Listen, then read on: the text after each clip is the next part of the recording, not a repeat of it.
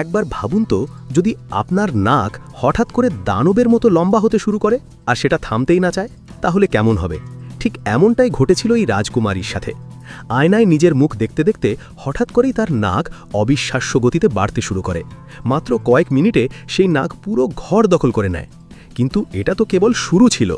নাকটি জানালা দিয়ে বাইরে বেরিয়ে যায় এবং পুরো শহরের রাস্তা দিয়ে আঁকা বাঁকা হয়ে এগুতে থাকে। এই অদ্ভুত দৃশ্য দেখতে রাস্তায় মানুষের ভিড় জমে যায়। সবার চোখের সামনে নাকটি দেশের সীমানা পেরিয়ে সোজা চলে যায় বরফে ঢাকা উত্তর মেরুতে। সেখানে প্রচণ্ড ঠান্ডায় নাকটি এক নাগাড়ে হাঁচি দিতে শুরু করে। এরপর ঘটে আরেক বিপত্তি।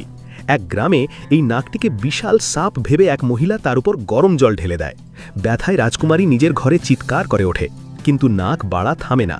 সেটি সমুদ্রের গভীরে গিয়ে পৌঁছায়। সবচেয়ে মজার ব্যাপার হলো, নাকটি যখন পাশের দেশে গিয়ে পৌঁছায়, সেখানকার রাজা এটিকে এক জাদুকরী ঘটনা মনে করে রাজকীয় সংবর্ধনার আয়োজন করেন। পুরো দেশে উৎসব শুরু হয়, এমনকি সেই নাককে মেডেলও দেওয়া হয়। কিন্তু মেডেল নাকের ওপর পড়তেই রাজকুমারী ব্যথায় ছটফট করে ওঠে। মেয়ের এই অবস্থা দেখে রাজা দেশের সব বড় বড় ডাক্তার আর কবিরাজদের ডেকে আনেন, কিন্তু কেউই এই রহস্যময় রোগের কোনো সমাধান খুঁজে পাচ্ছিল না। আপনার কি মনে হয়, রাজকুমারীর নাক কি কখনো আগের মতো স্বাভাবিক হতে পারবে? কমেন্টে জানান।